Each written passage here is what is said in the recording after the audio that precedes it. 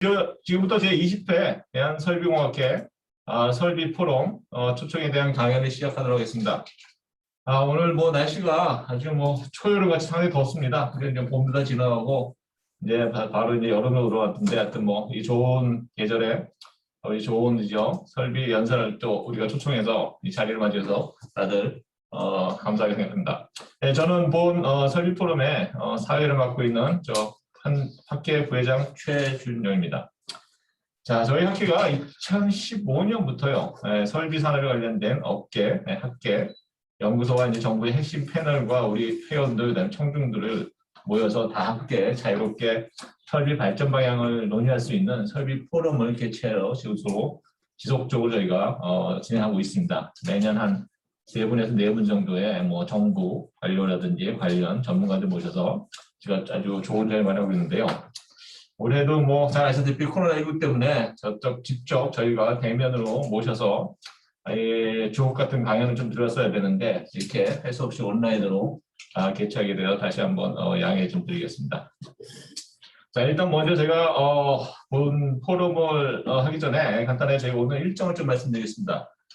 일단 저희가 오늘은 요새 코로나 시대고 또 워낙 사회 이슈가 돼서 이때 보통 이런 때 가장 이슈가 되는 저희가 토픽을 마련했습니다. 그래서 질병관리청의 의료 대응 지원과에 계시는 하진 과장님 모시고 코로나19 대응 국가지정 음압치료 병상 보급 계획에 대해서 저희가 강연을 좀 듣고요.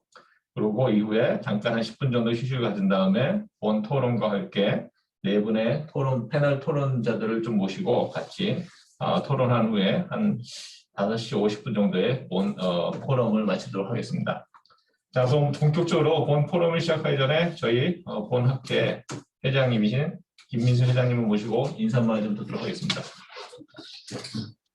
네, 여러 회원 여러분 반갑습니다.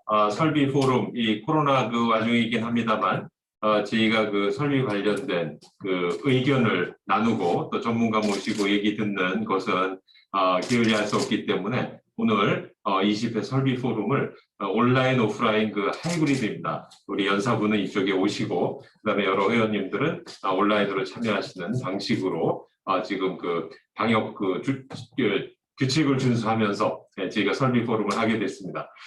이번이 20회인데요. 지금 말씀이 있으셨다면 이게 지금 5, 6년에 걸쳐서 지금 정관계 그 전문가분들을 모시고 얘기를 나눠온 지가 벌써 하여간 5, 6년 돼가는 그런 좀 상황입니다. 그래서 오늘은 이미 좀 말씀드리셨겠습니다만 코로나19 대응을 위한 국가지정 음압치료 병상 보급 계획 관련돼서 우리 질병관리청의 의료대응지원과 하진 과장님을 모시고 얘기를 들을 계획으로 있습니다.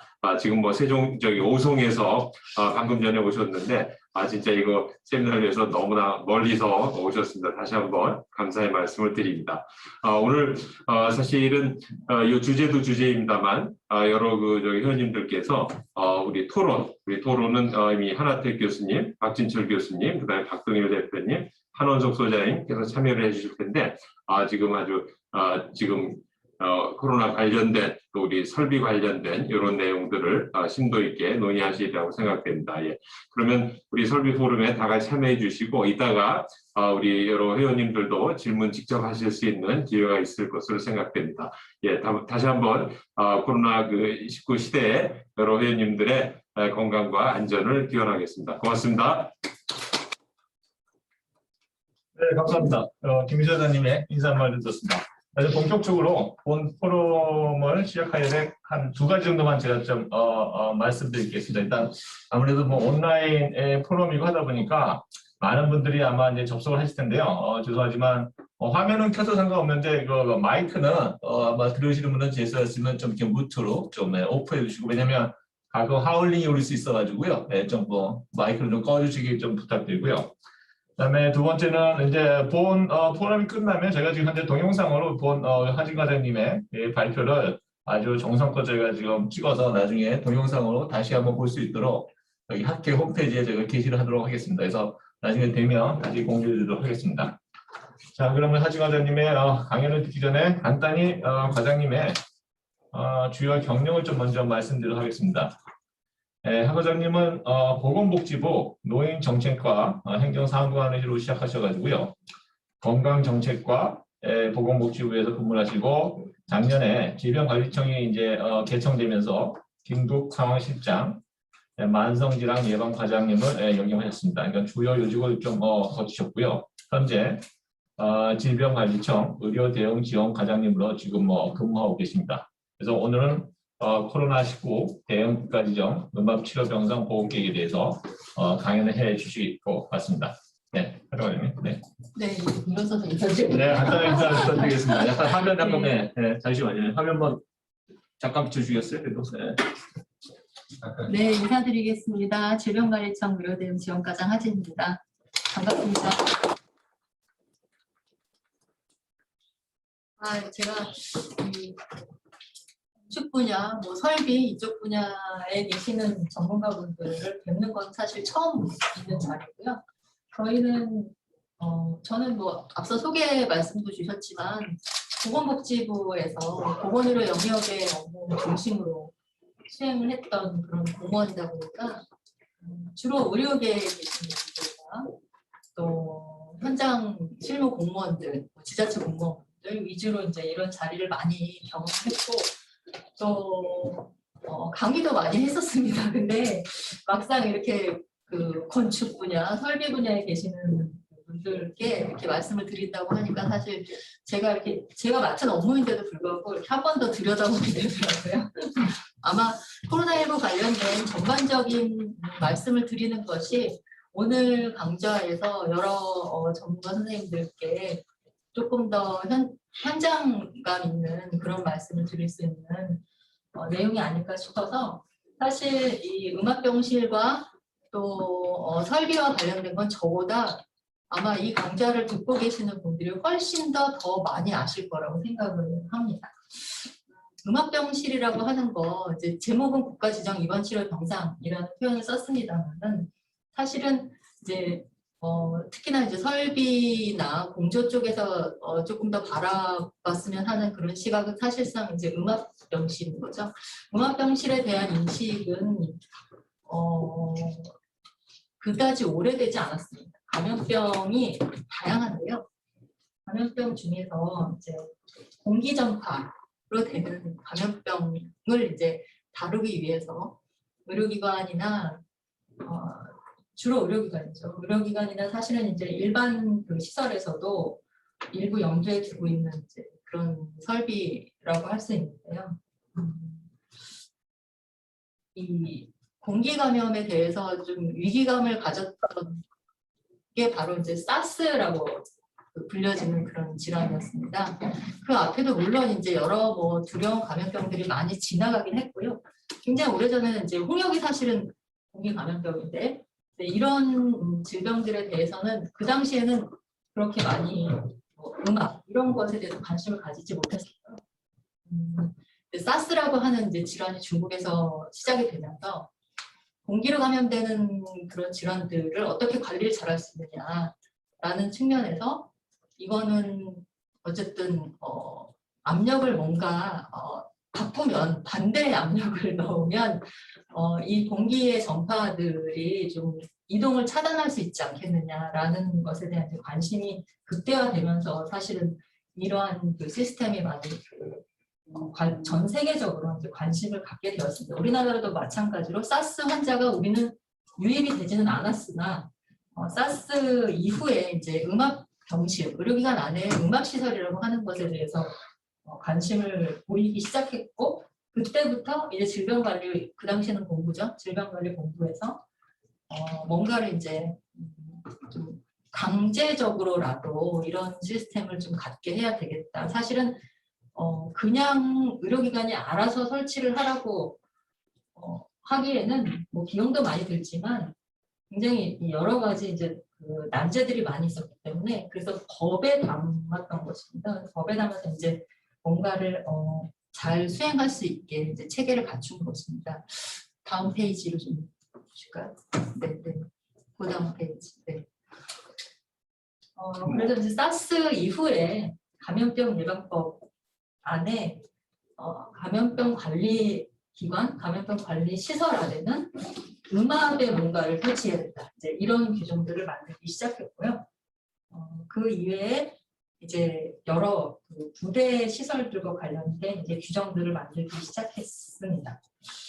그리고 이제 더 큰 계기는 사실은 이제 융합에 관련돼서 조금 더 많은 그 관심을 갖게 된 게 이제 메르스였죠.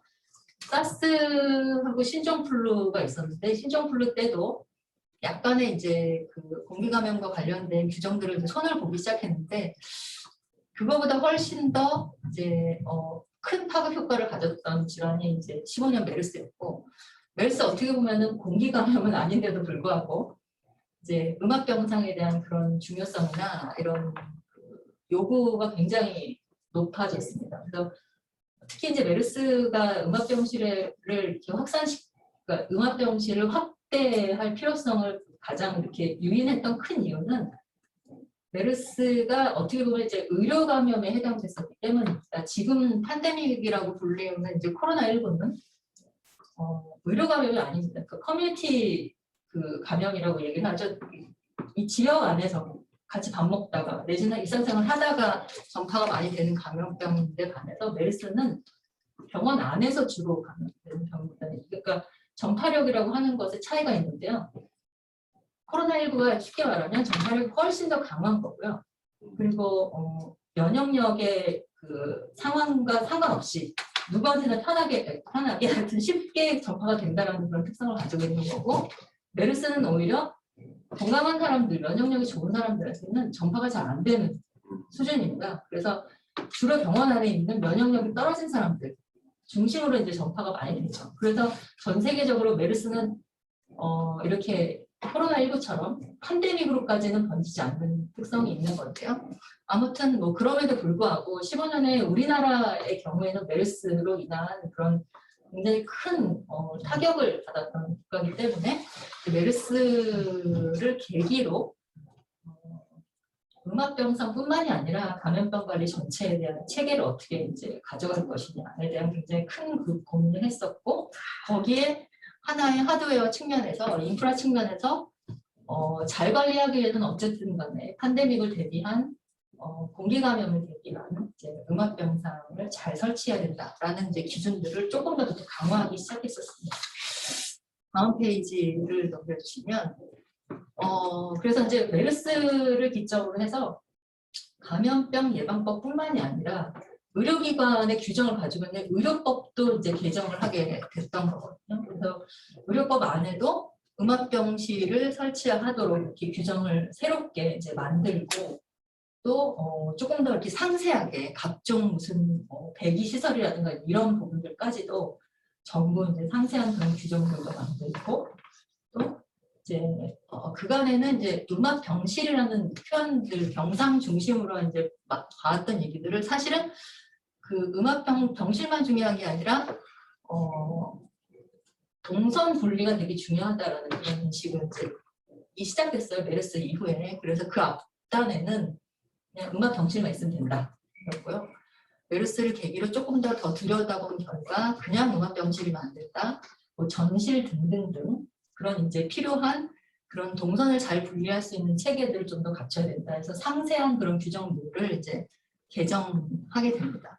다음 페이지 보시면 마찬가지로 감염병 예방법에도 이제 기준들을 조금 더 강화해서 면적이라든가 뭐 공조 시설이라든가 이런 부분들에 대한 이제 상세 규정들까지 다 하나하나 다 개정을 하게 되죠. 근데 사실 저는 이게 질병관리청 또 보건복지부 수준에서 과연 이걸 이제 어떻게 개정했을까 사실은 제가 담당을 하면서 좀 궁금했었거든요.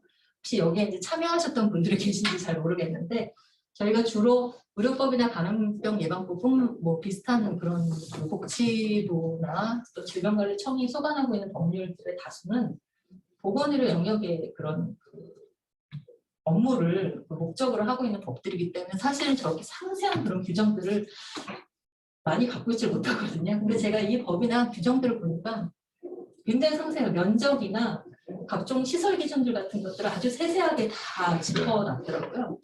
그래서 이 규정들을 만들 때 많은 이쪽 분야에 설비 분야 전문가들이 참여했구나라는 그런 생각이 들더라고요. 네. 다음 페이지에 보시면요. 네. 전체적으로 국가 지정 입원 치료 병상에 대해서 좀 설명을 드리도록 하겠습니다.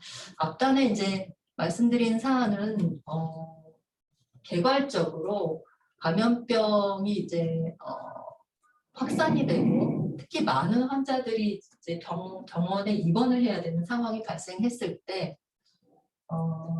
일반적인 격리병실이 일단 기본적으로 갖춰져야 되는 게 맞고요.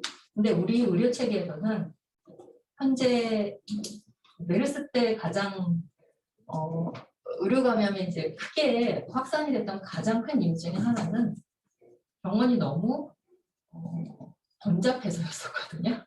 무슨 말씀이냐면 사람이 너무 많다는 네, 거죠. 그러니까 세계 어느 나라 병원도 우리나라 병원처럼 환자 아닌 사람 이런 사람들이 이렇게 많이 한 건물 안에 들어있진 않습니다. 근데 이제 우리나라는 일단 기본적으로 의료 접근성 자체가 좋으니까 이제 환자들도 당연히 많이 찾아올 뿐만 아니라 문화적인 뭐 특성이기도 하겠지만 환자 한 명 오면 이제 보호자들이 많이 딸려오시고 또 병문안 또 오시고 막 이러한 이제 문화들이 또 많은 다른 나라들과 달라서 굉장히 병원이 복잡하게 생겼고 또 하나는 또 우리나라처럼 이렇게 한 병실에 많은 환자들이 들어있는 그런 의료 체계는 별로 없어요. 전 세계적으로 봤을 때. 뭐 6인실 이런 거 네. 말씀하셨는데 그런 네. 데가 별로 없다는 말씀. 거의 1, 2인실로 운영을 하고 있고요. 기본적으로 의료 시설 자체가 감염에 기본적으로 관리를 하는 그런 체계로 되어 있는 반면에 우리나라는 그간의 메르스 전까지만 하더라도 아이러니인데 의료 시설 자체가 감염에 굉장히 취약하게 운영이 되고 있는 특성들이 있었습니다. 이거는 이제 메르스를 계기로 해서 방역 체계 개편이라는 이제 그런 국가 계획을 수립을 하는데 그 안에도 다 포함이 되어 있는 내용입니다. 사실은 인프라는 하드웨어 측면도 중요하지만 그거보다는 기본적인 감염 관리 체계나 인식이 훨씬 더 중요한데 그간에는 이제 우리 의료 체계가 밖에서 보는 분들은 의료와 전혀 이제 상관이 없는 분들은 당연히 병원이 가장 감염 관리를 잘하고 있고 네. 가장 깨끗하고 네, 그럴 것이라고 저는 인식하죠. 네, 근데 네. 오히려 병원에서 근무하는 분들이 특히나 의료진들이 감염에 좀 더 무던하고 네, 여러 이유가 있습니다. 뭐, 너무 바쁘니까 이 환자 보고 저 환자 보고 막 뛰어다니면서 이렇게 진료를 해야 되는데 손 씻고 뭐 관리하고 이렇게 서로 떼놓고 이렇게 할 수 있는 그런 여건이 못 된다라는 게 사실은 이제 의료계의 가장 큰 불만이나 이제 요구사항 중에 하나였었고요. 그래서 이게 꼭 이제 시설뿐만이 아니라 의료 전반적인 부분들을 이제 들여다봐야 되는 그런 숙제가 있었던 게 이제 그 메르스 이후에 이제 감염관리 체계였는데요.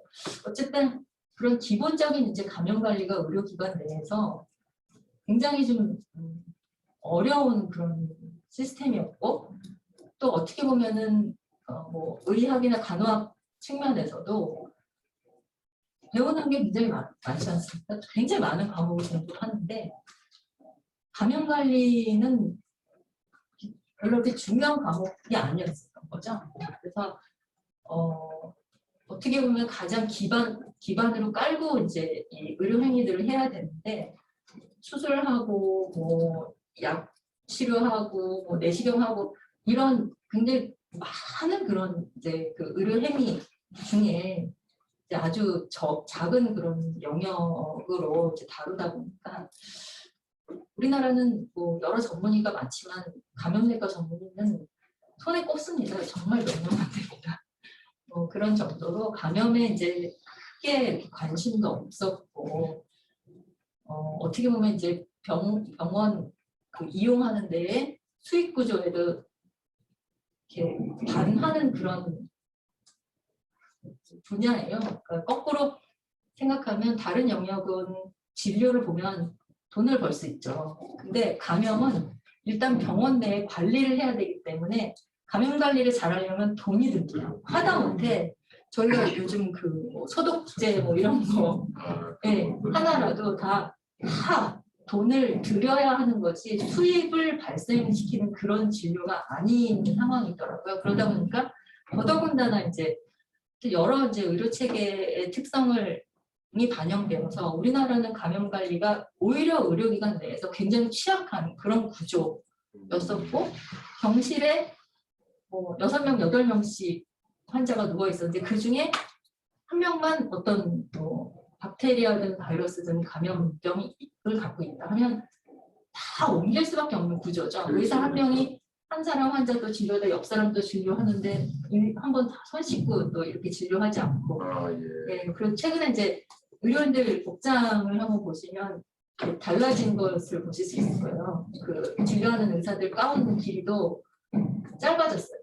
큰 병원에 가서 보시면 옛날에는 의료 의사 가운이 이렇게 길었거든요. 그래서 무릎까지 오는 하얀 가운이 아주 그 티피컬한 그런 의사의 이제 복장이었는데 보시면 가서 보시면 최근에는 다 복장이 이렇게 짧아졌어요. 허리까지밖에 안 오는 옷을 자켓도 그렇게 입고 넥타이도 거의 안 합니다. 거의 넥타이를 안 하거나 뭐 나비 넥타이를 하거나 왜 그렇게 하느냐 의료인 옷에서 감염원이 되는 경우가 상당히 많은 거죠. 의사들 진료를 하고 환자 침상에서 뭔가 행위를 하고 하면 바이러스나 박테리아가 의사 옷에 묻는 거죠. 옷이 거치장스러울수록 옮길 가능성이 높고요. 넥타이를 통해서 옮기는 경우 상당히 많다라는 그런 연구도 있기 때문에 거의 지금 병원에 가시면 넥타이는 사라졌다고 보시면 될 것 같아요. 그런 이유에 병원 의료 환경 자체가 굉장히 감염에 취약한 그런 환경들을 갖고 있는 그런 시스템이고 병실도 이제 메르스를 계기로 해서 6인실, 8인실 있는 병실들 과거에는 사실은 이제 그게 전부 수가하고 연동이 되어 있습니다. 병실을 1인실로 만드느냐, 2인실로 만드느냐, 3인실로 만드느냐가 전부 다 수가와 연동이 되어 있는데 다인실일수록 환자가 많은 시스템일수록 병원이 이익을 볼 수 있는 그런 이제 운영 체계였었기 때문에 6인실, 8인실 때로는 10인실도 운영을 했었죠. 근데 이제 메르스를 계기로 그 병상과 관련된 수가들을 체계를 다 개선을 했습니다. 그래서 네, 6인실까지는 이제 병실 수가에 뭐 반영을 하고 이제 4인실로 아마 지금 다 전환하고 있는 건데 4인실이 넘어가면 오히려 수가에 더 이제 손해를 볼 수 있는 그런 체계를 만들고 앞으로는 그 이제 수가 체계를 더 개선을 해서 자꾸 병실들을 이제 다인실이 가능하면은 사라질 수 있게 그래서 3인실, 2인실 이렇게 이제 운영을 하더라도 병원에서 오히려 더 이제 그 수가에서 불이익이 되지 않도록 하는 그런 체계를 이제 계속 개편을 하면서 다인실을 그 매개로 한 그러한 이제 감염 관리들을 좀 잘하려고 수가 체계도 지금 계속 바꾸고 있는 그런 상황이고요.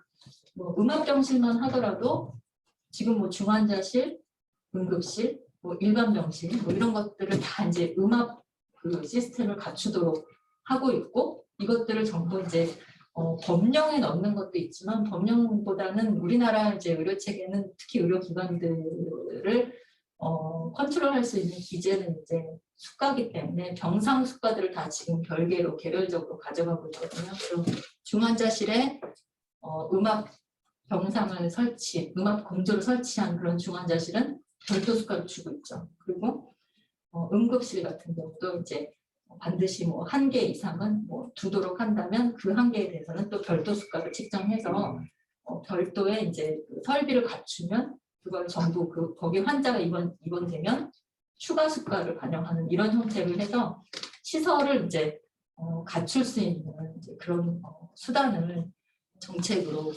보험급여 정책으로 이제 수행을 하고 있는 겁니다. 이런 것들이 이제 의료법과 또 건강보험법 그리고 감염병 예방법 이런 이제 법적인 근거를 가지고 이제 운영을 하게 되고요. 감염병 예방법은 특히나 감염병 관리기관이라고 하는 그런 이제 제도를 가지고 있습니다. 그래서 사실 이제 우리가 지금 오늘 말씀드리는 것은 주로 음압 병상이나 음압 시스템과 관련된 거지만 이제 감염병 관리 기관이라고 해서 감염병이 사실 그 병원에서 환자 받는 그러니까 환자로 입원시키는데 별로 좋아하지 않는 병이거든요. 네. 가능하면 우리 병원에 감염병 환자가 안 왔으면 좋겠거든요. 다른 환자들은 다 봤는데 특히 뭐 결핵이나 이제 이런 공기 감염이 가능성이 높은 병들 그리고 이제 에이즈와 같이 이렇게 병원 내에서 감염되기 좋은 그런 질병들에 대해서 사실은 병원들이 굉장히 꺼리는 그런 질병들이거든요. 그러다 보니까 감염병 환자를 안 받고 싶다고 합니다. 그리고 때로는 입원했던 감염병 환자를 남의 병원으로 전원시키는 사례들도 종종 있어 왔거든요. 이제 그런 문제들이 여러 가지 이제 사회적인 문제도 될 수 있고 또 의료 체계 안에서 사실은 다루직하지 않는 것이기 때문에 이제 감염병 환자들을 좀 잘 받도록 병원에서 잘 받고 잘 치료할 수 있도록. 근데 우리나라 같은 경우는 이제 의료 체계가 뭐 공적 의료 체계가 굉장히 적기 때문에 주로 민간 의료 체계를 이용하고 있기 때문에 이제 민간 의료기관들이 지금 말씀드린 것과 같이 약간의 감염병을 꺼려하거나 이제 하는 그런 문제들을 좀 잘 이렇게 관리할 수 있게 하기 위해서 감염병법상 감염병 관리기관이라는 것을 지정을 하게 되어 있습니다. 지금 현재 한 200여 개의 감염병 관리기관이 이제 지정되어 있는데요, 시도별로. 이 병원들은 이제 기본적으로는 당연히 감염병 환자를 입원을 하는 것이고 또 국가가 지정을 해주면 당신은 감염병 신고된 사람에 대해서 입원을 시켜야 된다. 이 병원에는 그 조건으로 국가나 지방자치단체가 이제 지원을 할 수 있게 해놨습니다. 그 지원이라고 하는 것이 이제 감염병 관리 시설이라고 하는 거. 특히 시설 사실은 다른 감염병들은 뭐 예를 들어서 수인성 감염병, 콜레라 뭐 이런 것들, 이런 이집 이렇게 음식을 통해서 물을 통해서 이제 들어오는 감염병들 같은 경우는 사실상 병원 내에 별도의 무슨 시설이 필요하진 않습니다. 그냥 격리된 그냥 방만 있으면 되는 것이라서 별도의 시설을 이제 지원해줄 필요까지는 없는데 이 공기 감염의 경우는 이제 계속 음악 이야기가 나오는 이런 공조 시설들이 필요하기 때문에 이런 부분들은 이제 국가가 지정을 하되 지원도 해주겠다. 설비도 공사도 해주고 또 필요하면 추가와 관련된 부분들도 이제 조금 더 인상해주는 이런 것들을 하겠다라고 해서 이제 만들어 놓은 시스템이 감염병 관리 기관 또 그 감염병 관리 기관 안에 설치된 감염병 관리 시설입니다. 근데 이것은 이제 사스 이후에 이제 이런 그 제도들을 만들어 놨었었는데 실제로는 그렇게 현장에서 원활하게 이 병원들이 잘 이렇게 운영되고 있지는 못했던 걸로 보입니다.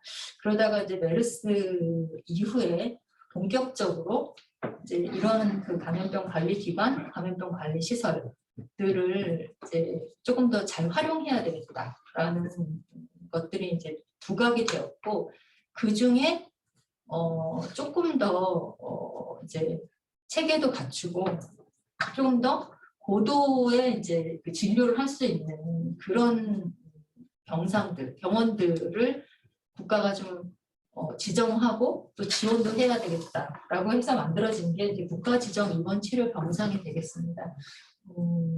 여기 이제 감염병이라는 게 빠져서 그렇지 사실은 여기는 감염병 입원 치료 병상이고요. 감염병 중에서도 고도의 치료가 필요한 그런 감염병 위주의 환자들이 이제 받을 수 있는 그런 시설을 이야기를 하는 겁니다.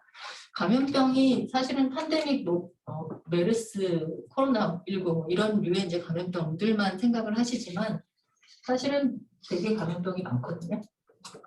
감염병 예방법 때는 국가가 관리해야 될 감염병을 아예 이렇게 질병명을 하나하나 다 명시를 하고 있습니다. 그 질병명이 한 80여 가지가 되고요.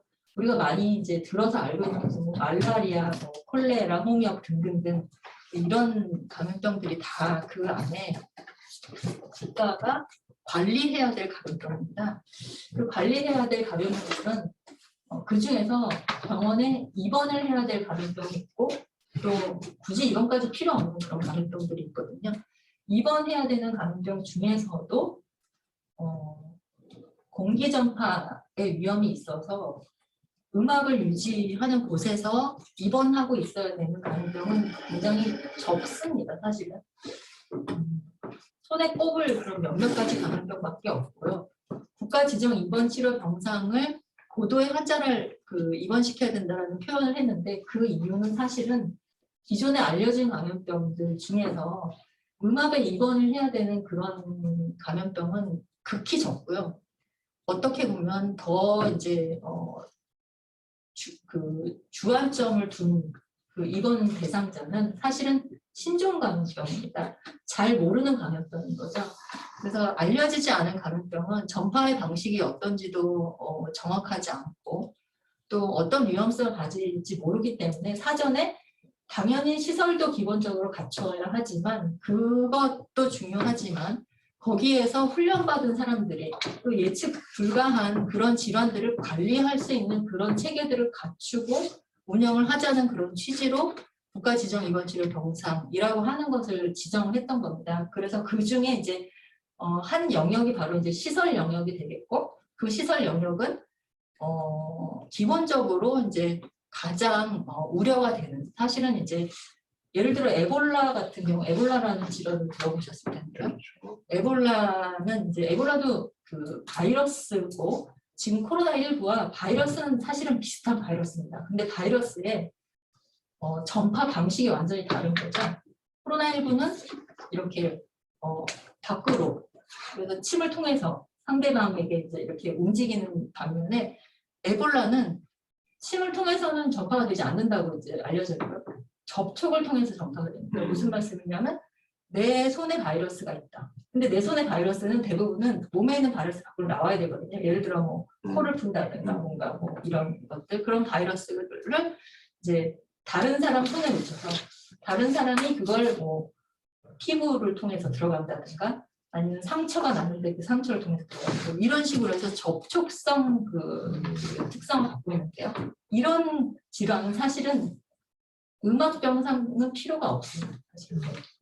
공기로 전파되지 않기 때문에 그래서 음압병상까지 필요하지 않지만 그럼에도 불구하고 이러한 이제 국가지정 입원 치료 병상에 입원을 시키죠. 왜냐하면 굉장히 고도의 관리가 필요하고 또 뭐 예를 들어 에볼라의 전파의 방식은 제한적일 수 있죠. 지금처럼 굉장히 수많은 사람들이 전파하지 않을 수도 있으나 치명률은 상당히 높습니다. 뭐 바이러스가 몸에 들어가면 거의 70~80%는 사망하는 그런 질환이기 때문에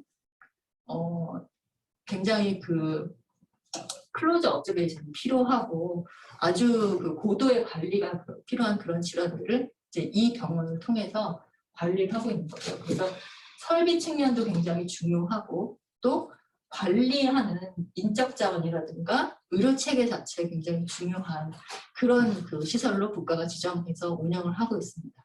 다음 이거는 뭐 너무 잘 아실 거라고 생각합니다. 그래서 병원마다 뭐 체계는 다 다르고 그리고 병상의 이제 그런 구도라든가 아니면은 뭐 위치 이런 것들은 다 이제 병원마다 많은 차이가 있으나 지금 현재 국가가 지정하는 입원치료 병상 이거는 국가가 이제 설계에서부터 공사까지를 다 관여를 하고 있고 최소한의 기준들을 다 이제 두고 있습니다. 반드시 전실이 있어야 되고 그 안에 화장실을 두어야 하고 이러한 이제 기준들을 갖춘 병실들을 지원하고 있고 또 이 설비의 전반적인 이제 공사뿐만이 아니라 유지 관리하는 비용들, 뭐 예를 들어 헤파 필터를 교체한다든가 뭐 이런 것까지도 이제 정부가 다 지원을 해서 운영할 수 있게 이렇게 관리를 하고 있습니다. 넘겨주시면 이건 좀 구조를 아마 다 아주 기본적으로 잘 아실 것 같습니다. 음압 병실을 당연히 가지고 있고, 다음 페이지는 그 안에 반드시 이제 화장실이 있어야 하고, 그리고 그 의료인들이 전처치를 하고 뭐 보호복을 갈아입고 이런 그 동선을 분리하는 시작 시점이 되는 이제 전시를 반드시 두어야 하는 이런 기준들을 다 갖추어서 지금 현재 공사를 하고 있고요. 보시면 이렇게 이제 병원은 가장 그 감염에 취약한 그런 곳이기도 하고, 모든 감염병 중에서 그러니까 팬데믹의 가장 최후의 이제 보루로서 지켜져야 되는 그런 시설이거든요. 그래서 병원이 이제 감염 환자로 인해서 병원에 입원한 그런 면역력이 떨어진 환자들이 감염되었다라고 한다면 사망률이 급격하게 올라가고 굉장히 그런 이제 패닉에 빠진 그런 시설이기 때문에, 그래서 지금 코로나19를 관리하는 데 있어서도 이 의료기관을 사수하는 것에 저희가 굉장히 힘을 많이 쏟고 있거든요. 우리가 흔히 알고 있는 이제 선별진료소라고 하는 것, 또 보건소에 선별진료소가 있긴 합니다만 이제 의료기관마다 대부분 다 선별진료소를 갖고 있습니다. 그 선별진료소가 이제 일반인이 생각하시기에는 보건소처럼 이제 가서 검사도 해보고 이제 이렇게 코로나인지 의심되는 경우는 진료도 받아보고 이제 이렇게 생각을 하시는 경우들이 많은데, 사실은 이제 의료기관에 설치된 선별진료소의 가장 그 설치 취지는 그 의료기관에 원래 의료기관을 이용하는 환자들이 있습니다. 외래로 이용하는 환자들도 있고 또 입원한 환자들도 있는데, 이분들에게 이 감염병이 전파되는 것을 막는 가장 이제 그 기본적인 그런 창구가 선별진료소이거든요. 그래서 의료기관은 일단은 한번 환자가 발생하면 굉장히 그 위험한 곳이기 때문에, 물론 다른 집단시설도 환자가 발생하면 전파가 쉽게 될 수 있으니까 많은 사람들이 이제 확산이 될 수 있는 것 같습니다. 똑같은 확산이 되더라도 의료기관은 타격이 너무 크기 때문에, 그래서 이제 의료기관은 특별하게 더 감염 관리를 더 잘해야 하는 것이고, 당연히 감염 환자가 들어오는 것이기 때문에 이 환자들과 동선을 잘 분리해서 절대로 마주치거나 접촉이 가능하지 않은 그런 구조를 만드는 게 사실 굉장히 중요하고요. 그래서 처음에 이제 음압병상 지원 사업이라는 것을 했을 때에는 그런 부분에 대한 인식이 좀 덜해서 그냥 병실에 음압 공조와 관련된 것만 해주면 된다, 이제 이렇게 많이들 생각을 하고 지어진 병상들이 있었습니다. 초창기 때는. 그러다가 이제 이 동선의 분리가 굉장히 중요하다. 그리고 그로 인해서 특히 메르스를 경험하면서 같은 복도를 지나갔던 사람들 중에서 이제 환자가 발생했다거나 이런 사례들이 이제 계속 나타나면서 동선 분리에 대한 중요성을 더 강조를 하고 있고, 지금은 그런 측면에서 이제 어떻게 보면 병원 입장에서는 좀 일반 병실보다는 더 많은 공간을 확보해야 하는 그런 이제 특성을 가진 병실들을 필요로 하게 되었습니다. 복도도 별도의 이제 이렇게 동선을 분리하는 그런 체계를 갖추도록 하고 있고요. 보시면, 네, 의료진들이 이제 병실에 들어가기 위해서 준비해야 하는 이런 이제 장소들도 갖추어야 되기 때문에, 이 똑같은 병실 수를 갖고 있다고 하더라도 일반 병실보다는 굉장히 많은 이제 공간을 필요로 하고 있습니다. 그리고 별도의 폐기물 처리까지 이제 갖추어야 하고, 네, 또 당연히 뭐 아시다시피 공기 조화 시설도 당연히 있어야 하는 것이고요. 또 동선 분리를 위해서 이제 별도의 엘리베이터를 이제 구축하는 그런 시설들도 많죠. 그래서 환자들이 별도의 공간과 별도의 이제 이동 그런 시스템을 이제 갖추도록 하기 위한 것들에 굉장히 저희가 강조를 많이 하는 명의였고요. 네, 다음 페이지 보시면 국가지정 입원 치료 병상은 현재 이제 200여 개의 병상이 지금 가동하고 있는데요. 병원마다는 규모가 다 다릅니다. 어떤 병원은 10개 이상 이제 갖추고 있는 병원도 있고, 뭐 서너 개만 병실을 갖추고 있는 곳도 다양한데요. 기본적으로는 언제 어떤 환자가 들어올지 모르기 때문에 항상 이제 대기 병상을 유지해라. 근데 이거는 지금 현 시점에서는 뭐 적용되지 않습니다. 이거는 현재는 비상시이기 때문에 뭐 언제든지 환자들이 지금 이용을 하고 있고요. 이 대기병상이라고 하는 표현은 이런 팬데믹이 있지 않더라도 언제든지 들어올 수 있는 병상들을 이제 대기하도록 하고 있고요. 의외로 결핵이 많이 들어오겠죠. 결핵이 우리나라의 환자가 굉장히 많습니다. 전 세계적으로 결핵 1등 나라거든요, 우리가. 네, 잘 모르셨을 수도 있고, 혹시 미국이나 영국에 이제 뭐 자녀들을 유학 보내거나 아니면 또 한 장기간 이제 다녀오시는 분들은 한국 출신인 사람들은 결핵 검사를 반드시 맞아요. 해서 뭐라고 하시죠? 네. 네. 아마 경험이 있으실 겁니다. 그렇죠. 네, 다른 나라 출신들한테는 그걸 요구하지 않습니다. 근데 우리는 워낙 결핵이 많은 나라고 결핵 우리 1년에 한 3만 명 가까이 결핵 환자가 발생하는 나라예요. 그리고 사망률이 상당히 높습니다. 결핵은. 그리고 미국이나 영국 등등 다른 나라들은 거의 결핵 환자 정말 없다시피 하거든요. 그래서 결핵이 한 명 발생하면 국가가 시끌시끌할 정도로 사실 그렇습니다. 제가 왜 결핵 말씀을 드리냐면 코로나19보다 결핵이 훨씬 더 사망률도 높고 더 위험하고 전파력도 훨씬 높고 치료도 어렵습니다. 네. 그런 병들은 이제 현재 입원 치료를 잘 뭐 하는 사람도 있고 안 하는 사람도 있는데요. 그런 분들이 이제 입원이 필요로 하면 사실상 음압병실에 입원을 하셔야 됩니다. 근데 그간에 우리나라 워낙 결핵 환자가 많았고 관리 열심히는 했지만 이제 이렇게 음압에 관련되어서 꼭 음압 치료를 받거나 이런 이제 인식이 덜 했었거든요. 근데 아마 이제 이렇게 음압병실이 늘어남에 따라서 결핵 환자들 중에 이제 관리가 잘 안 되는 분들, 또 결핵은 그나마 다행히 이제 약이 잘 나오고 있어서 약을 꾸준히 잘 드시면 전파력이 없기 때문에 큰 걱정은 안 해도 되는데 이제 약이 듣지 않는 분들, 또 약을 잘 안 드시는 분들, 뭐 이런 문제들 때문에 이 결핵이 계속 전파력을 가지고 있는 거거든요.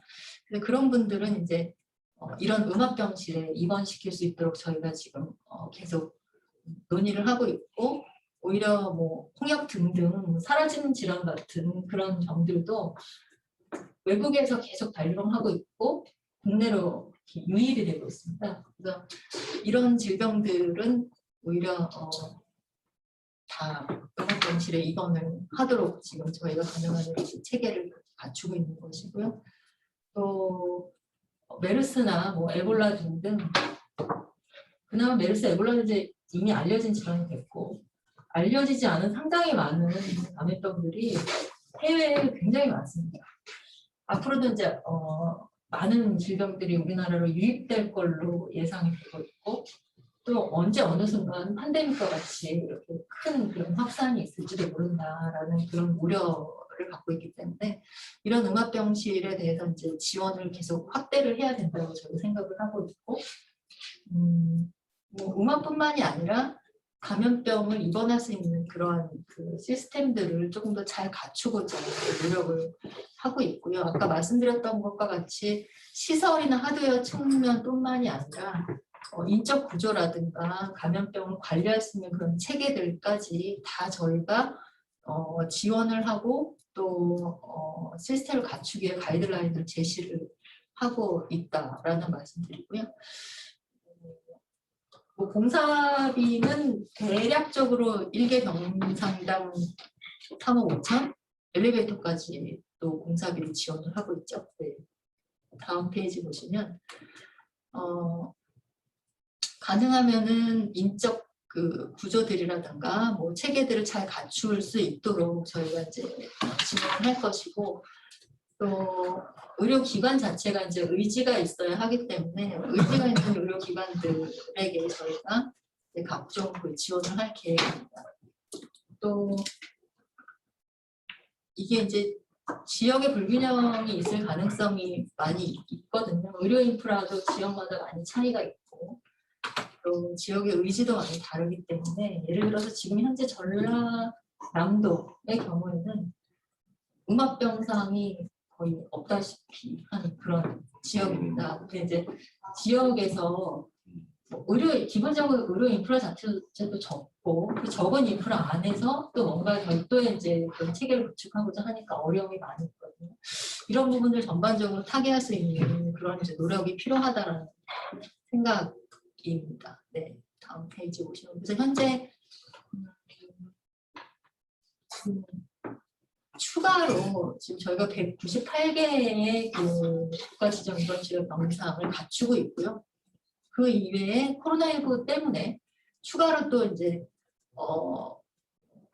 83개의 병상을 저희가 또 확충을 하고 있고, 현재 공사 중입니다. 거의 대부분 공사 중에 있고, 울산대 병원 같은 경우는 이제 이미 공사가 다 마무리가 되어서 가동을 하고 있지만, 나머지 병상들은 지금 다 공사 중에 있고, 코로나19 때문에 네, 지금 공사로 확충 그런 단계에 있습니다. 또 넘겨보시면 대부분은 다 앞서 말씀드린 내용들이고요. 병실 거꾸로 이제 국가가 지정해서 운영하는 병실과 국가가 지정하지 않은 병실들이 있습니다. 이게 무슨 말씀이냐면, 코로나19 때문에 지정된 병실은 지금 제가 말씀드린 이제 이 뭐 198개 또 뭐 280여 개 병상들인데, 지정하지 않았는데 지금 뭐 환자가 엄청 많이 발생했기 때문에 이제 급하게 환자들을 계속 이제 받고 있는 병상들이 많죠. 이 병상들에 대해서 국가가 지금 이제 손실 보상을 해주고 있습니다. 평상시에 병상 하나당 뭐 수익금 이제 대충 그 평균치를 계산해서 보상을 하고 있는데, 국가가 지정한 병상은 당연히 환자를 받아야 되는 병상이기 때문에 오히려 손실을 보상하지 않고, 이제 지정되지 않았던 병상들은 그 손실을 보상하는 약간의 이런 이제 역차별 형태의 그런 이제 손실 보상 체계가 있어서, 뭐 이런 부분들까지 이제 감안해서 저희가 그 제도 개선을 지금 계속 검토를 하고 있고요. 병상이 이제 이것뿐만이 아니라 되게 다양한 그런 이제 요구가 있기 때문에 앞으로도 발생할 수 있는 여러 그 감염병들의 위험 수준에 맞는 그런 병상 동원 체계들을 조금 더 잘 정비를 할 그런 계획이 있습니다. 네. 여기까지 발표를 마치도록 하겠습니다. 네, 감사합니다. 뭐 정확히 시간을 맞추셔가지고요. 저희 지금 여기 학회 사무실 시계가 저 끝에 있는데, 야, 저걸 보셨는지 나 진짜 정말 시간을 맞춰서 감사합니다. 뭐 저도 뭐 전체는 음압치료 병상에 대한 내용이었는데, 그거 외에도 뭐 전체적인 국내 감염병 사례라든지 관련된 내용들을 전체적으로 다뤄주셔서요. 저도 많은 걸 배운 것 같고, 오늘 온라인으로 참석하신 많은 우리 저희 회원분들도 아주 좋은 이렇게 자리였던 것 같습니다. 자, 일단 저희 그 일정상 지금 한 뭐 40분 동안 지금 강연을 해주셔가지고요. 우리 하진 과장님 잠깐 좀 숨도 고르시고 좀 물도 마셔서 한 10분 정도 저희가 브레이크를 좀 하고요. 정확히 한 5시부터 지금 우리 토론 패널 한 4분을 좀 모셔서 그동안 이런 관련된 내용들을 좀 이렇게 진지하게 좀 더 논의할 수, 토론할 수 있는 자리 좀 마련하도록 하겠습니다. 그 다음에 아마 지금 온라인으로 아마 접속하신 분들 중에 좀 질문이 계신 분들이 좀 계실 텐데요. 오늘 저희가 토론 마치고 한 5분에서 10분 정도 시간을 좀 내서 혹시 꼭 질문을 좀 드려야겠다, 그런 것들은 토론 후에 좀 저희가 받도록 하겠습니다. 그럼 정확히 10분 아니고 한 7분, 8분 후에 다시 토론을 시작하도록 하겠습니다. 네, 감사합니다. 시작하도록 하겠습니다. 오늘 토론 좌장을 맡은 저는 서울대학교 염영석 교수이고요. 인사드리겠습니다. 과장님은 아주 열심히 저희 강의 들었고요. 아까 소개를 해드렸습니다. 그래서 다른 토론자분들 소개해드리겠습니다. 전임 회장이셨던 국민대 한학태 교수님, 그리고 그 전임 회장이셨던 중앙대 박진철 교수님 모셨습니다. 네, 반갑습니다. 그리고 마지막으로 하나지엔시의 박동일 대표님 모셨습니다. 네, 반갑습니다. 오늘 제가 볼 때 이렇게 토론자님들 보신 게요. 저희 학교에서 환기위원회 오래 하셨고요. 그 실내 기류이동이라든지 감염 관련된 그런 연구 많이 하셨던 우리 하나택 교수님, 전임 회장님 모신 것 같고요. 그다음에 전임 회장으로서 박진철 교수님은 현재 국가지정 음악 격리정책 국격이라고 하는데 국격의 위원으로 현재 참여하고 계십니다. 그래서 저희 학회에서는 홍진관 교수님, 그다음에 박진철 교수님, 그리고 저도 참여하고 있고요. 예, 그러면 세 번째로 모신 박동일 대표님은요, 아마 그 음악병동의 설계, 그다음에 시공, 그다음에 장비 쪽까지 아주 총괄적으로 세부적으로 많이 알고 계시고 가장 현업에서 부딪히시는 분 같습니다. 그래서 오늘 이렇게 세 분을 모시고 간단하게 토론회를 진행하겠습니다. 오늘 그 하진 과장님 그 국가지정 입원 치료 병상의 개요, 그다음에 감염병에 대한 여러 가지 인트로덕션 주셨고요. 국가지정 음악치료병상의 추진 경과 그리고 시설 기준을 간단히 말씀해 주셨습니다. 그리고 현재 운영과 확충사업, 그래서 현재 국격은 200여 개 그리고 기타 80여 개 현재 진행 중인 걸 말씀드렸고요. 물론 이 외에도 질병관리청뿐만 아니라 의료보건관리공단이나 이런 데서 뭐 긴급치료병상, 그다음에 또 질본에서 하고 있는 질병청에서 하고 있는 그 권역별 병상 이런 게 굉장히 사업이 많습니다. 그래서 국내 한국은 저도 좀 놀란 게 이렇게 그 음악 치료 병상을 사실은 굉장히 오래전부터 했습니다. 저희가 2006년부터 거의 시작했는데 그때 저도 조금 일부 참여했었는데 그때만 해도 이런 걸 왜 하나 그런 생각이 좀 들었었는데 그 이유를 이제는 알 것 같습니다. 그래서 굉장히 질병관리청에서 굉장히 노력을 많이 해주셨다는 거 말씀드리고 싶습니다. 오늘 토론은 이렇게 진행하겠습니다. 먼저 그 하나택 교수님, 그다음에 박진철 교수님, 그다음에 박동일 대표님께서 각각 의견을 간단히 말씀해 주시고요. 그다음에 이것에 대해서 이제 우리 그 하진 과장님께서 보조적인 좀 답변 좀 듣도록 하겠습니다. 그리고 마치고 나서는요, 원래 토론할 때 플로어에서 항상 듣기 때문에 저기 계시는 그 줌으로 들어오신 우리 회원들께 간단히 한 두세 분 의견 받도록 하고 마치도록 그렇게 하겠습니다.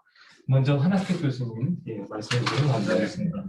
뭐 의견이라기보다도 궁금한 게 많아서 이렇게 많은데 하여튼 메르스 이후에 우리나라가 참 그 음압병동에 관심을 가지고 이만큼 보급하고 하시느라고 참 애만이 있으셨고 그다음에 최근 들어선 더더욱 그 코로나 때문에 아주 오랜 시간 동안 하면서 이제 그래도 다행스러운 건 그런 과정을 거치면서 우리가 이런 시설들을 좀 이렇게 갖춰 나가는 것이 아닌가 하는 생각이 듭니다.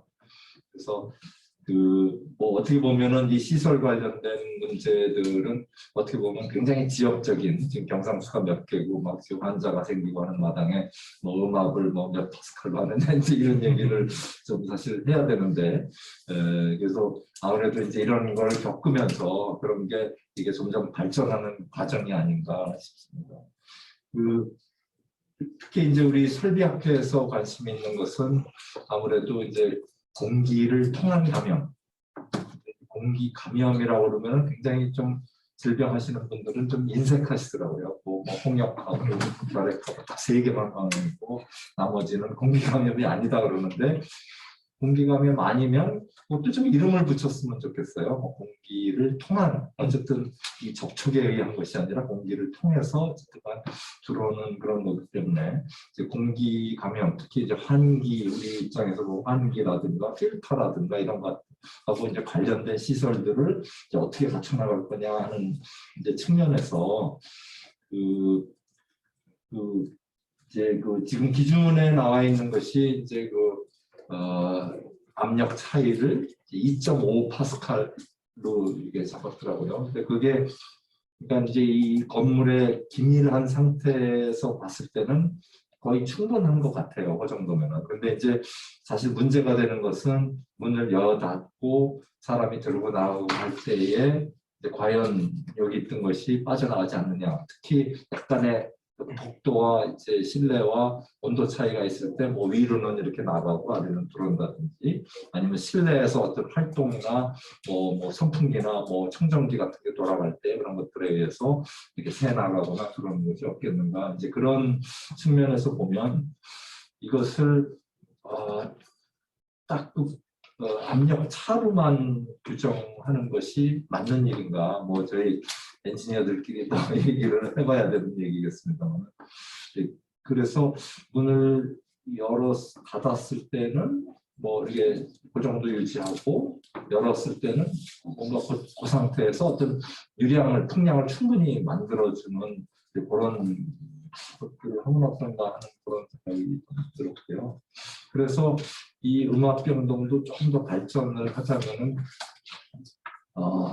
그냥 한 가지로 음압병동이다, 양압병동이다, 뉴트럴이다 이러지 말고 음압병동도 약간 한 두 분류 아주 가벼운 음압병동, 그다음에 조금 좀 시리어스한 좀 이렇게 좀 잘 하는 그런 데가 좀 있더라고요. 미국에도 이렇게 나눠서 하는 데가 있고 그런 걸 하면 어떤가 하는 그런 생각이 좀 들었고요.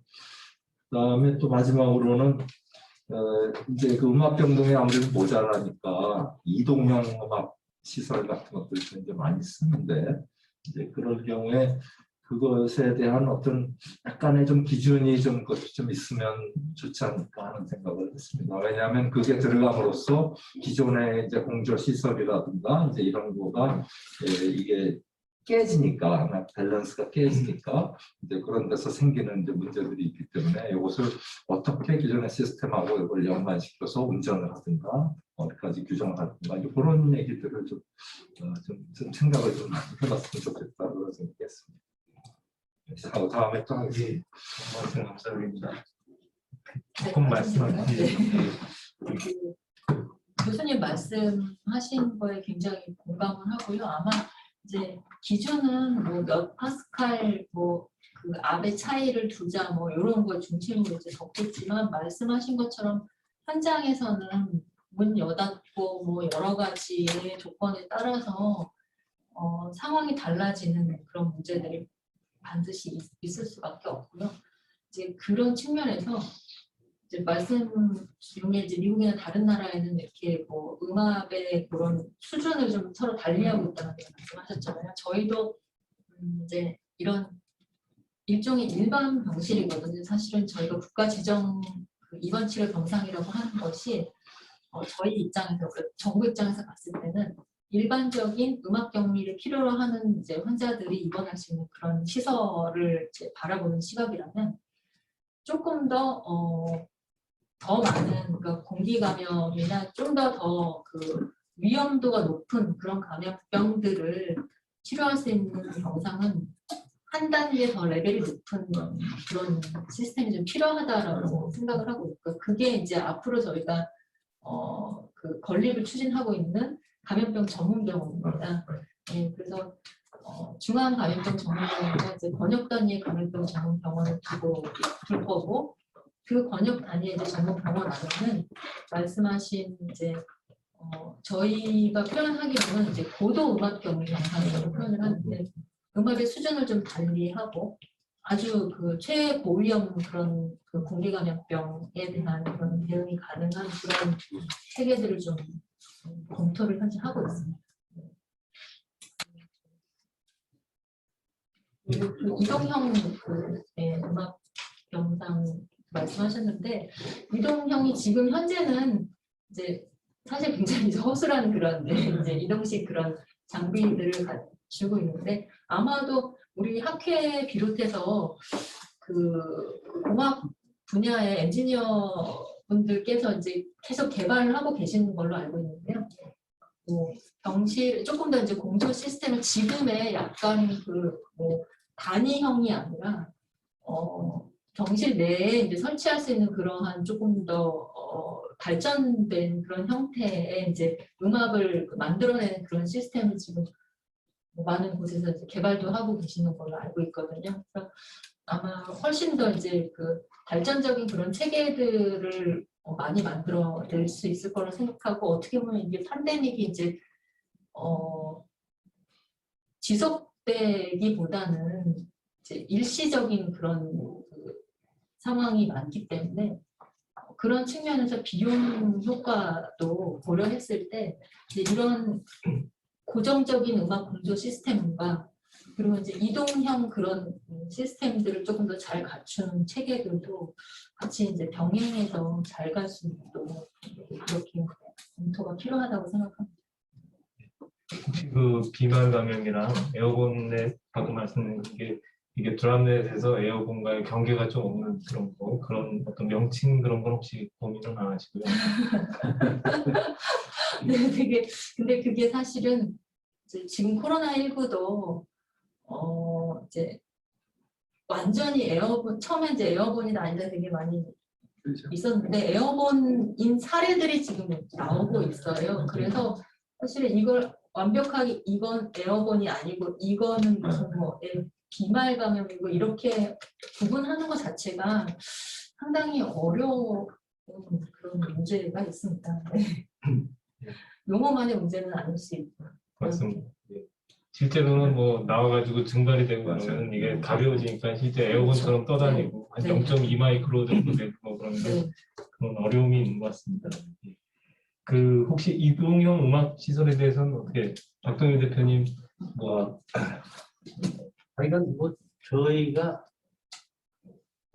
제가 뭐 병원만 전문으로 공사를 하다 보니까 내용도 모르는 채 이제 음악을 시작을 했어요. 사실은 보라매 병원부터 해서 서북병원이라고 결핵병원 막 저기 목포에 또 결핵병원까지 그렇게 했는데 아까 과장님 말씀하시는 것 중에 제가 동의하는 게 결핵 환자들이 너무 많아요.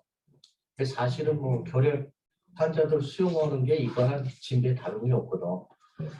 근데 음압병실이라고 해서 처음에 모르니까 그냥 아까 얘기했듯이 파스칼만 잡히면 그냥 음악으로 생각을 한 거예요.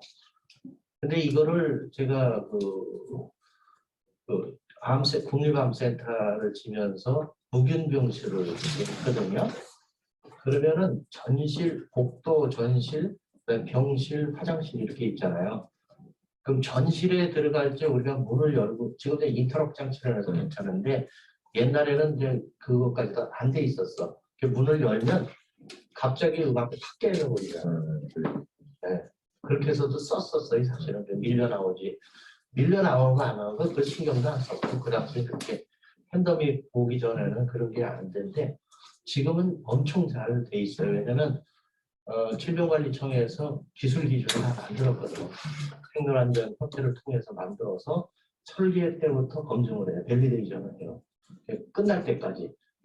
제가 오늘 늦은 게 인하대학교 병원에 내일 저 심사하러 그래서 가갖고 그거 마치고 그냥 시간이 너무 촉박해갖고 했는데 아까 말씀하신 것 중에 그 이동형 음압병실 있잖아요. 굉장히 좋아요. 이번에 저희가 서귀포 의료원에 컨테이너를 3개를 묶어가지고 음압병실을 만듭니다. 다음 달에 납품을 하는데 선별진료소는 이미 다 전국으로 보건소 쪽으로 저희가 많이 팔았거든요. 저희는 질병관리청에서 나온 기술 기준 그대로 한 거예요.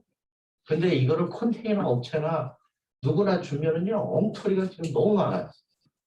이동형 음악기도요 줄줄 새는 게 엄청 많습니다. 저희가 해보니까. 그래서 제가 공기청정협회하고 해서 5천만 원을 들여갖고 국가 기준을 만들었어요.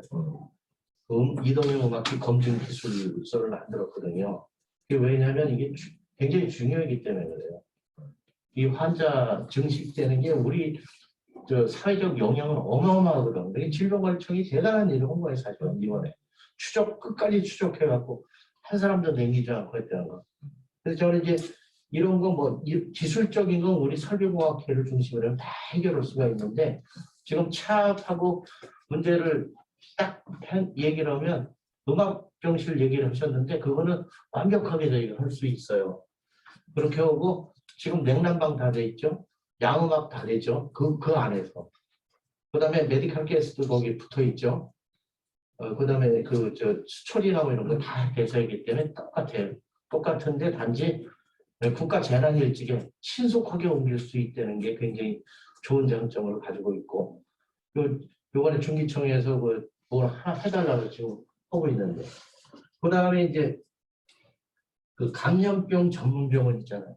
그거 할 적에 저는 생각을 그렇게 해봤어요. 설계를 제가 한 2건을 지금 참여하고 있는데, 지역에 있는데, 초기 투자비는 조금 더 들더라도 이거를 양음압으로 해놓으면 평상시는 양압으로 해서 일반 환자를 받다가 클린룸이니까 일반 환자를 받다가 이렇게 국가 재난이면 음압으로 스위칭을 해버리면 초기 투자비는 조금 들더라도 굉장히 유효하게 쓰지 않을까 이런 생각을 한번 해봤고요.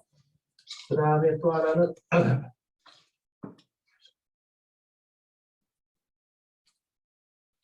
공동주택. 지금 왜냐면 저 생활치료소라는 데 있잖아요. 거기 가봐야 뭐 다른 게 하나도 없어. 격리만 해놓을 뿐이야. 근데 향후 이런 팬데믹이 계속 온다면 정부에서 그걸 다 어떻게 케어를 하냐 이거야. 그래서 제가 오늘 특허를 내놓은 게 하나 있어요. 뭐냐면 공동주택의 비상용 음압실이야. 공동주택에.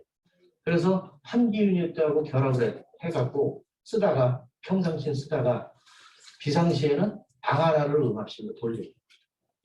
그래갖고 생활치료소도 가게도 좀 적은 분들이 있잖아요. 그럴 때는 집에서 격리를 해라 이게. 제 혼자 생각이에요. 그러면 질병관리청에서 그렇게 그냥 케어를 하고 뭐 쫓아다니지 않아도 진짜 의료적인 측면, 백신이라든지 신약이라든지 아니면 치료적인 목적의 어떤 그런 거에 더 신경을 쓰시고 이런 시설적인 측면에서 그런 거는 좀 개인이 좀 케어를 하면 어떤가 해서 특허를 냈어요. 사실은. 오늘 내셨어요? 그래서 그거를 왜냐면 저희가 지금 비근한 예로 뭐 여러 데서 얘기해도 될는지 모르는데 여기 강남에 60가구의 최고급 아파트를 짓는데 설계를 저한테 해달라고 요청이 왔어. 그래서 나는 설계 안 하는 회사다. 그랬더니 병원에서 소개를 받았대. 그래서 어느 병원이냐 그랬더니 S병원이래. 그래서 소개를 받는데 이 시행사가 무균 아파트를 짓겠다는 얘기야. 보건 아파트. 그래서 가정집에 그런 걸 다 해달라는 거여서 제가 제안을 다 해줬어요. 사실은. 산소 발생 장치 뭐 이런 것까지 해달라고. 했는데 될지 안 될지는 모르겠어요. 근데 그만큼 우리 설비의 중요도, 환기의 중요도가 어마어마하게 올라가고 있는 거예요. 의료적인 측면은 세계 1위였냐 우리가. 어쨌든 추적해서 백신까지 다 달리 방법이 있는데 시설적인 측면은 그게 좀 아쉽다. 그다음에 뭐냐면 차만 갖고 오는 것보다는 저는 기류의 패턴도 좀 봐야 된다. 기류 패턴. 그걸 하려면 CFD를 해서 우리 설비가 갖고 있는 기술 그런 걸 접목을 해서 하면 좋겠다. 그다음에 질병관리청에 이제 업자로서 저러면 옛날에도 그 얘기했다 용한 번 넘었습니다. 뭔 얘기냐면 신규 공사하고 개보수 공사하고는 가격을 좀 달리해줬으면 좋겠다. 신규 공사는 딱 정해진 금액에 해요. 근데 개보수 공사는 차이가 많이 납니다. 뜯어봐야 합니다. 그래서 개보수 공사할 적에는 플러스 알파. 그래서 저희가 지금 서울대학교병원에 음압병실 24개를 이번에 계약해서 저희가 하고 있는데 개보수 공사예요. 들어보니까 형편없어. 그래서 그런 애로사항. 왜냐면 품질이라는 돈만큼 나오거든 어쨌든. 그러니까 그거를 좀 계산해 주십사는 걸 사장님도 하고 싶어요. 그리고 아니면 뭐 의료적인 측면은 저희가 전혀 뭐 이렇게 할 게 없고요. 정말 감사하고 대한민국 국민으로 태어난 건 진짜 자랑스럽게 생각합니다. 제가 이번에 해보니까. 그래서 제가 저 시설적인 측면만 얘기하는 거죠. 자연스럽게 박준일 대표님과 올라오게 됐습니다. 그 추가로 제가 잠깐 보조 말씀드리면 생활치료소나 그 민간 쪽은 사실은 그 질병관리청 업무는 아니죠. 네, 예, 네, 예, 그렇긴 합니다. 근데 어차피 뭐 저희가 다 관여되어 있고 앞으로 저희가 해야 할 예, 벌써 그 유럽의 그 스위스나 이런 데는 그 핵 방호 주택을 많이 지었거든요. 예. EMP 방폭 시설 해가지고 민간 주택들도 그런 집이 굉장히 많습니다. 그게 1970년대 그 뭐라 그러죠? 그 냉전 때 네. 엄청나게 지었습니다. 그래서 박동일 대표님 말씀드리니까 이제 우리나라도 앞으로 그런 추세로 전염병 뭐 예, 전염병 네, 방지 주거 이런 게 사업 영역이 하나 될 것 같습니다. 왜냐면 제가 중동에서 대림산업 있을 때 83년도에 중동을 나갔거든요. 그 당시에 중동에는 그런 게 많아요. 왕족들 사는데 이런 데는 여러 개에서 쉘터를 만들어서 했거든. 그렇죠.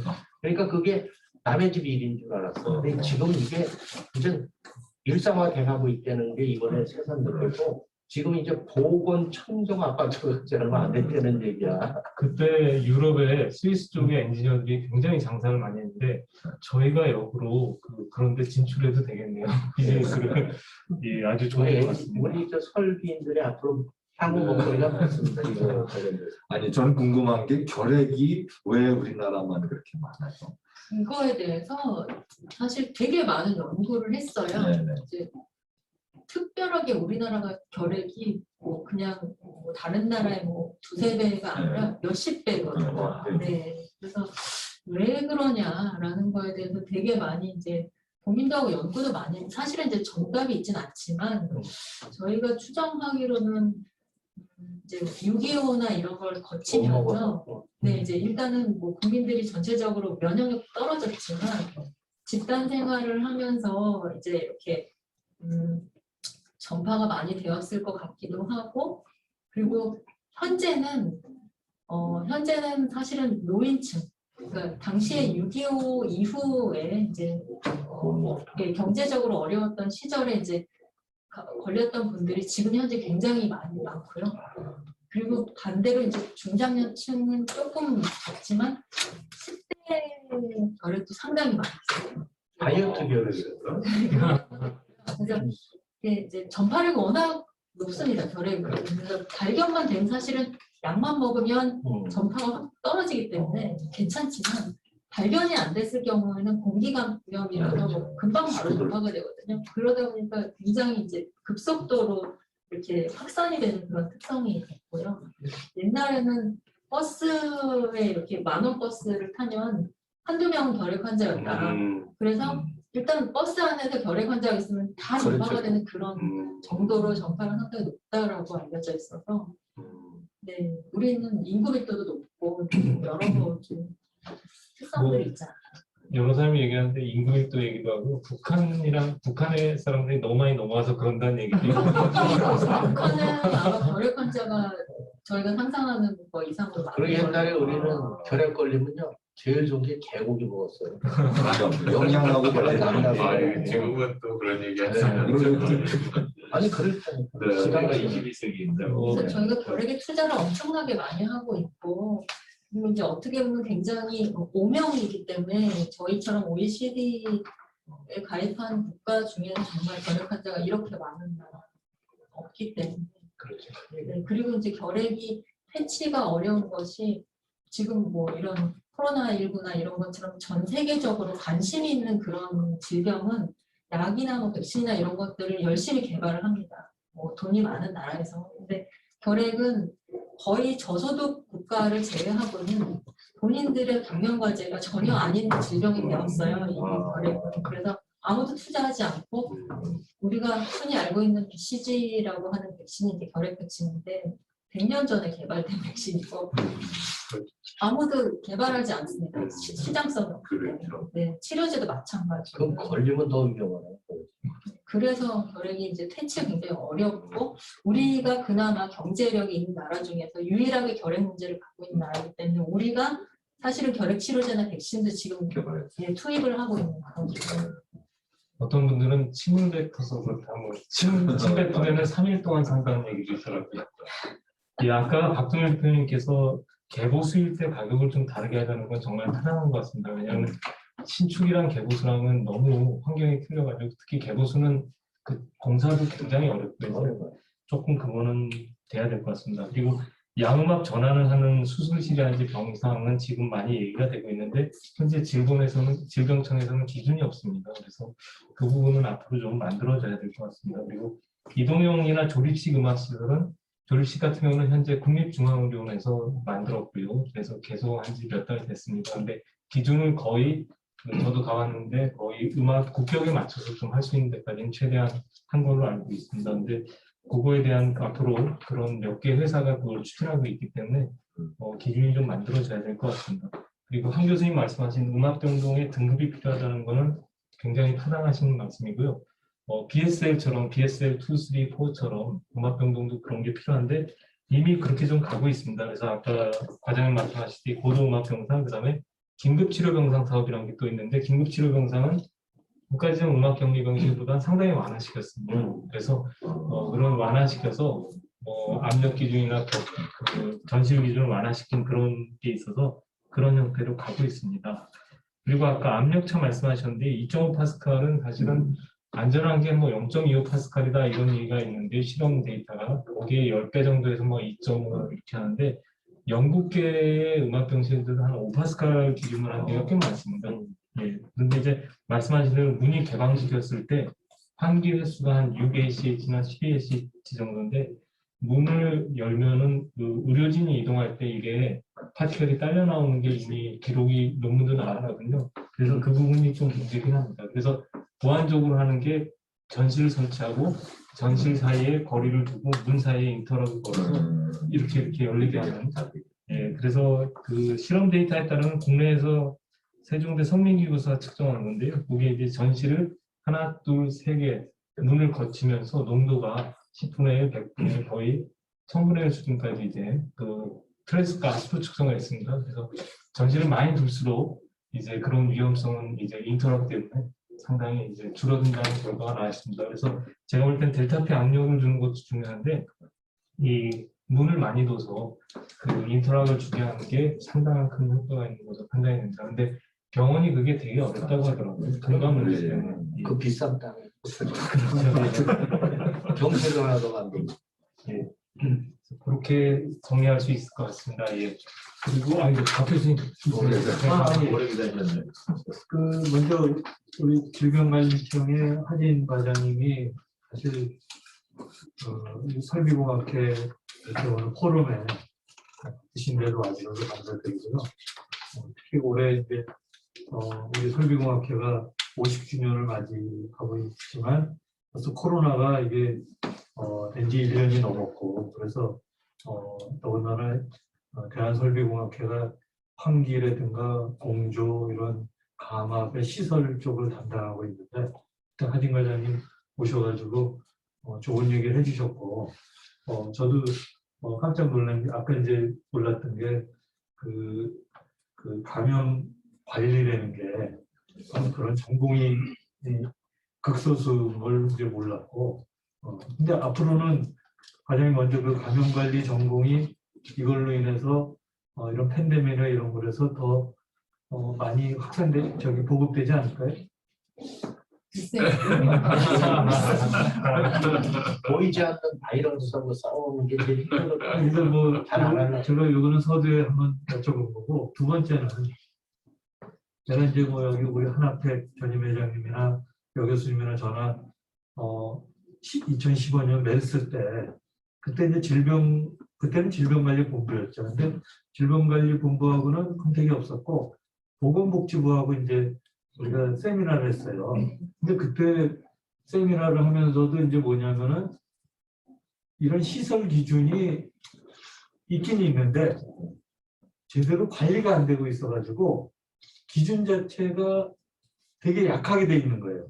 그게 이제 뭐냐면 비용 때문에. 그래서 이제 그때 그런 것들을 우리가 많이 제안을 했지만 그런 게 이제 막 개선되는 거는 뭐 조금 좋아졌다 그럴까? 근데 이제 좋아진 거는 질병관리본부가 질병관리청으로 이제 승격이 됐지만 그때 우리 정경 청장님도 뭐라고 하셨냐면 시스템이 잘 구축됐다.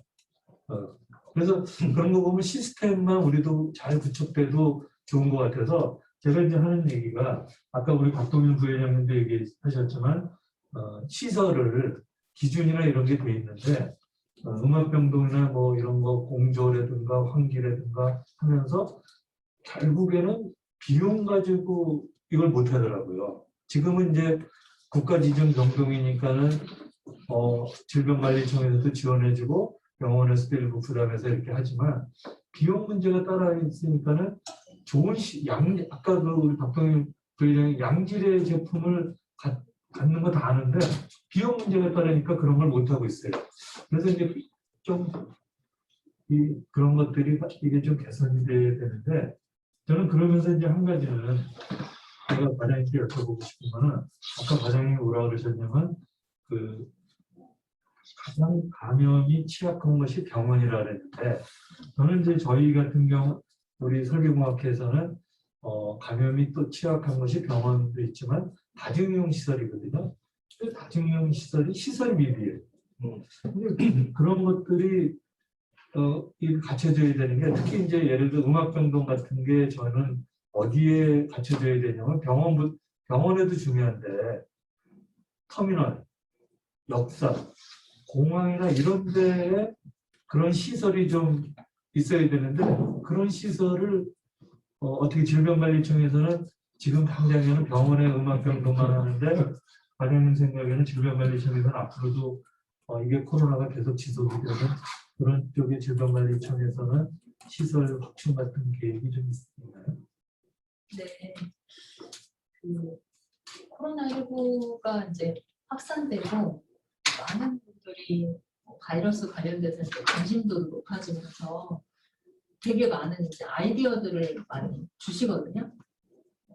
제가 의료대응 지원과장 하기 직전에 저는 그 코로나19 상황실장이었어요. 그래서 이제 전반적인 모든 영역에 있어서 여러 이제 상황들을 관리를 했었는데 현장 요구 중에 다양한 요구가 있지만 지금 교수님 말씀하신 것처럼 다중이용시설에 대한 어떤 규제나 아니면 무슨 조금 더 다른 이제 그런 제도나 체계들을 갖춰야 된다는 요구가 상당히 많았고요. 그 중에 하나가 이제 일종의 음압이라고 표현해야 될지 아니면 환기나 공조라고 표현을 해야 될지 잘 모르겠는데 이런 이제 공기 흐름이나 이런 부분에 대한 뭔가 규제나 관리나 지원 같은 게 필요하지 않냐는 요구가 상당히 많이 있었고요. 이제 흔히 일반 국민들이 생각하는 이제 공기를 통한 감염으로 이제 생각을 많이 하시기 때문에 이제 그런 요구가 많이 있었고, 그냥 결론을 말씀드리자면 정부가 이제 부처마다 다 자기가 이제 역할이 있는데 그런 다중 이용 시설에 대한 뭐 공기 전반적인 환기나 이런 부분은 사실은 환경부의 업무인데요. 네, 그래서 환경부가 아마 검토를 했던 걸로 알고 있고 또 앞으로도 이제 관련된 것에 대한 그 발전 방안을 지금 검토하는 걸로 알고 있습니다. 그래서 저희가 이제 거기까지 뭐 다 모두 손을 뻗쳐서 이제 업무를 수행하기는 좀 제약이 있고 또 업무의 영역은 아니긴 합니다만 앞으로 우리 설비학회에서 환경부와도 좀 협조를 해서 여러 견해들도 좀 같이 듣고 제도나 이런 부분도 좀 같이 검토할 수 있는 그런 기회도 삼으셨으면 생각합니다. 이제 과장님이 아주 조금 말씀해 주셨는데 저희는 이제 이 설비공학회가 그런 그 여러 가지 전문가들 하고 있는데 질병관리청이나 또 뭐 환경부가 됐든 또 보건복지부가 됐든 같이 이렇게 해서 그런 시설에 대한 것들을 제대로 갖추고 그랬으면 좋겠는데 이게 우리나라는 무슨 일이 꼭 생겨야지만 이렇게 되고 평소에는 그냥 그 비용 때문에 시설을 막 그 아주 간과시키는 그런 게 있어서 저희 그 학회 전문가들은 좀 그런 부분에 아쉽더라고요. 그래서 앞으로도 좀 질병관리청에서 설비공학회 좀 많이 이렇게 해서 협조를 구하고 좀 그런 시설 같은 거를 제대로 갖춰가지고 감염 관리가 제대로 되게끔 좀 해주셨으면 감사합니다. 네, 잘 알겠습니다. 예, 그러면은 세 분의 의견 들었고요. 혹시 저희 회원 중에서 지금 줌으로 접속하신 회원분들 중에서 질문 있으신 분들은 받아보도록 하겠습니다. 자기 소속과 그 성함을 좀 말씀해 주시고요. 말씀해 주시면 좋을 것 같습니다. 예. 안 계신가요? 채팅으로 올라온 거는 없죠. 채팅으로 올라온 게 있는지 한번 확인해 주시고요. 네. 네, 한일애미 씨 음악병실 많이 설계하시는데 어떠세요? 정차조 대표님. 혹시 지정을 하시네. 네.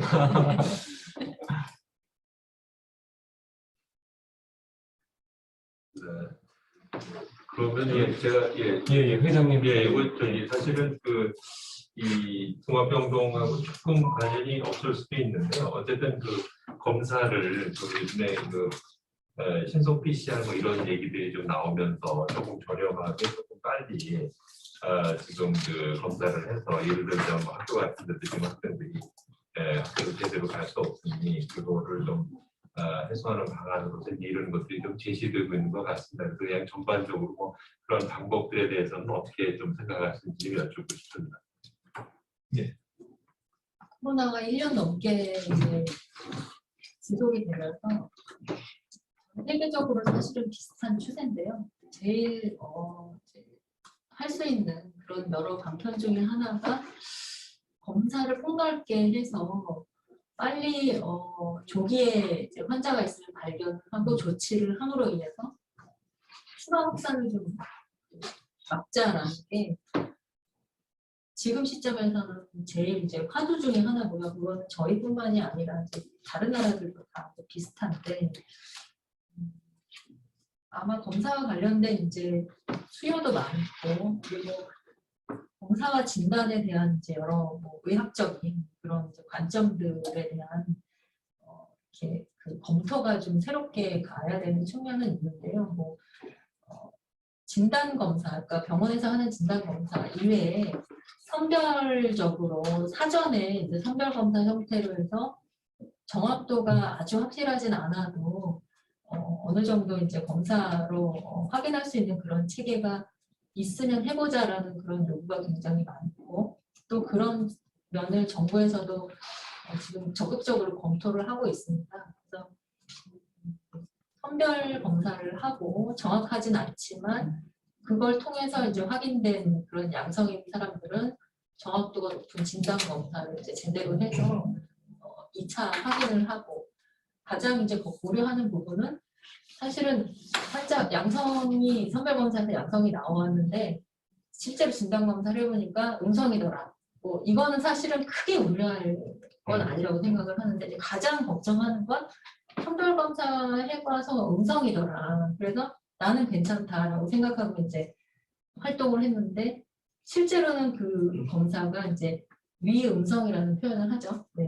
원래 양성이지만 잘못 나온 그런 검사일 거를 이제 그 정확도 상에서 이제 고려하는 건 사실 그 측면이고 그걸로 인해서 오히려 더 조심하지 않는 사람들이 이제 있지 않겠냐라는 우려가 이제 의료 쪽에서 있는 거고요.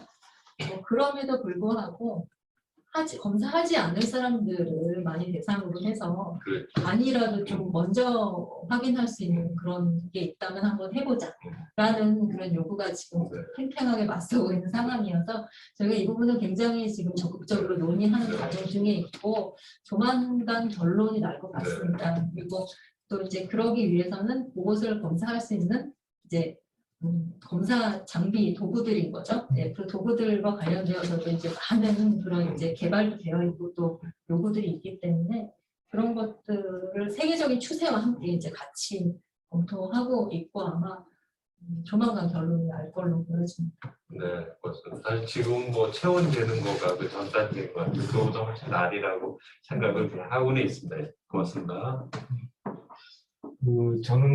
저도 뭐 개인적으로 한 가지 좀 건의를 드리면은 국가지정음악경리병대 사업이 굉장히 오래전에 이제 추진됐는데요. 그 부분에 대해서 이제 제가 볼 때는 유지관리의 시대로 간 것 같습니다. 그래서 건축물 자체는 라이프 사이클이 한 20년 가까이 되는데요. 이 환기장치, 공조장치, 기계장치들은 짧게는 7년 그리고 뭐 10년 되면 개보수가 들어가거든요. 근데 지금은 이제 저희가 짓기가 바쁘다 보니까는 이제 한 10년쯤 되고 나면은 이제 삐들삐들해지고 그래서 망가지고 근데 그거에 대한 대비가 없고 성능은 점점 줄어들고요. 그리고 기밀도도 떨어지고 여러 가지 음악이 유지가 안 되게 됩니다. 그래서 그런 게 이제 저희가 좀 고려를 해야 될 시기가 오는 것 같습니다. 그 전국적으로 굉장히 많은 국격이 생겼고요. 예, 그래서 그 부분이 저는 좀 염려가 되더라고요. 벌써 개보수해야 되는데 병원들은 어떻게 할 거냐? 자기 돈 들여서 할 거냐?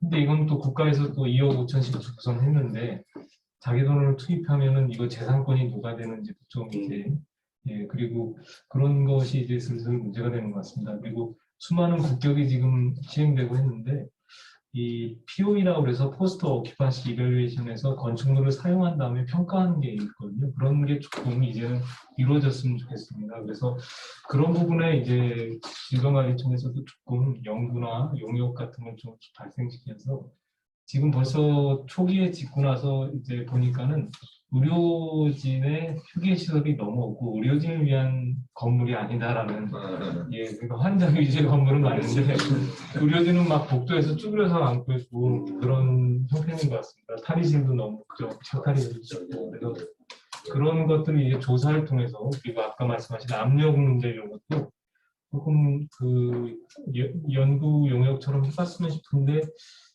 지금 이제 그런 거에 대한 것은 전혀 질병관리청에서 뭐 이렇게 없고 해서 그런 부분도 조금 그 건물과 관련된 시설 관련된 부분도 조금 활성화시켜 주셨으면 하는 걸 제가 좀 부탁을 드리고 싶습니다. 네, 좋은 의견 감사드리고요. 적극적으로 공표하겠습니다. 혹시 그럼 더 이상 의견이 없으시면요 오늘 이것으로 마치도록 하겠습니다. 네. 폐에서는 회장님 자리를 좀 해. 죄송합니다. 이게 저희 있으면 아마 저쪽 온라인으로 보시는 게 말씀에서 안 될 것 같아서 제가 오늘 사회적 권한으로 제가 또 잘 옮겼습니다. 네, 지금 한 1시간 한 40분 동안 많은 우리 또 특히 우리 하지관님께서 최근 이슈된 코로나 관련돼서 또 이 설비 분야에서는 또 음악병동, 상당히 관심들이 많습니다. 그래서 좋은 자료를 좀 강연을 해주셨고요. 또 여기 오신 토론분들도 또 아주 진지하고 아주 유익한 토론을 하신 것 같습니다. 네, 다시 한번 우리 하지관님한테 저희 감사의 좀 뜻을 전해드리고요. 오늘 아마 저희가 올해 2021년 첫 설비 포럼인데 이렇게 안타깝게도 이렇게 온라인으로 이렇게 좀 포럼을 하게 됐었는데 아마 온라인 포럼하는 것도 요즘 다 이게 많이 이게 익숙하셔가지고요. 또 아마도 또 문제 이렇게 특별히 어려움 없으실 것 같고요. 아마 제 생각에도 아마 올해 한 2-3번의 아마 포럼이 더 있을 것 같은데 계속 아마 온라인으로 좀 진행해야 되지 않을까. 모르겠어요. 갑자기 드라마틱하게 이게 좀 좋아지면 모르겠지만 아마 계속 이런 방식으로 저희가 좀 포럼을 좀 진행하고자 합니다. 네, 그럼 다시 한번 오늘 한 2시간 좀 안 됐지만 이 온라인으로 그다음에 여기 직접 참여해 주시는 많은 우리 토론 패널 분들 또 우리 학회 여러분들한테 감사드리고요. 이상으로 올해 첫 번째 설비 포럼을 마치도록 하겠습니다. 네, 다들 감사합니다. 감사합니다. 네, 고맙습니다. 아유, 고생했습니다. 진짜, 네.